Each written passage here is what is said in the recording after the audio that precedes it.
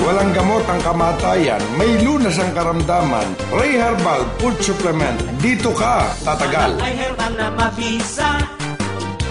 Ang naging sakit ko ay ovarian cancer. Stage 3B.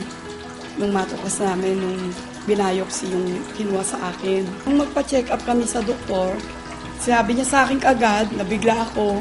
Sabi niya, ako, delikado ito. Kinakalang magpa-clearance na kayo. As soon as possible, ay kinakalang ma-opera kayo. Meron ko kayong bukol, and I think this is cancer. Ayun na nga, in-schedule niya ako.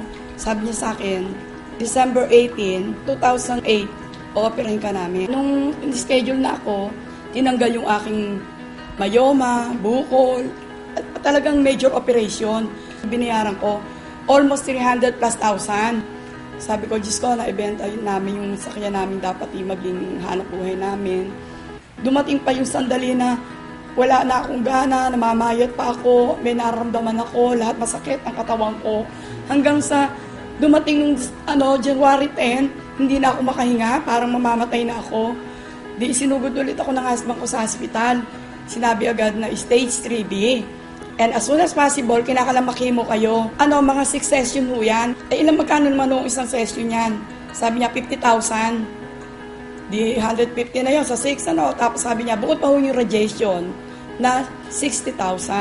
Di yung frustrated kami and depressed. Hanggang dumating yung brother ko. Dala na niya yung gamot, yung kay Carey Herbal. Sabi niya, itry mo kaya to. Kinabukasan, tinry ko yon. Tapos after that, sabi ko, parang umiigi yata pakaramdam ko. Buwan ka nang hindi nagpapakimo? More than 3 months and a half, magpo-4. Nagpa-laboratory ka na ba?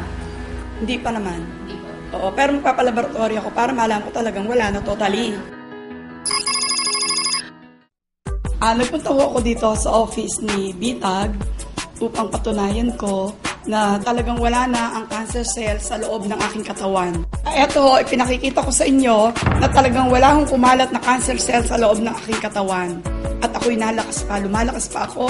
Nagkakaroon ako ng resistensya na makakain, kumakain, hindi natulog dahil sa herbal ni Carey. Nagpakita ka na ba ulit sa doktor mo? Opo, nagpakita na ulit ako sa doktor ko at natuwa naman siya dahil pinakita ko rin yung aking resulta ng aking ultrasound. Sabi ba, magaling niya. Sabing ganon. Umiinom lang po ako ng herbal, yun ang sinabi ko, yung katotohanan. Anong sabi niya? Naniwala naman siya. Sabi, salamat. Kung nakakatulong pala sa tulong ng Panginoon Diyos at naniwala ka, nag-trust ka sa Kanya sa herbal, marami din naman salamat at kami nakikita namin ang katotohanan sa iyo. Kaya nagpapasalamat ako lalo na kay Carey dahil siyang binigyan ng Diyos ng instrumento upang makatulong sa kapwa, magpagaling ng lahat ng may sakit.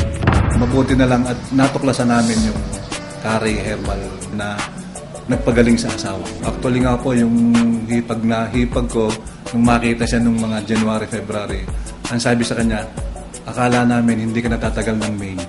Pero ito po, June na ngayon. June na, kita niyo po ang aura ng asawa ko. Talagang, kumbaga sana bumata pa. Walang gamot ang kamatayan, may lunas ang karamdaman. Ray Herbal Food Supplement, dito ka tatagal. Ay herbal na mabisa.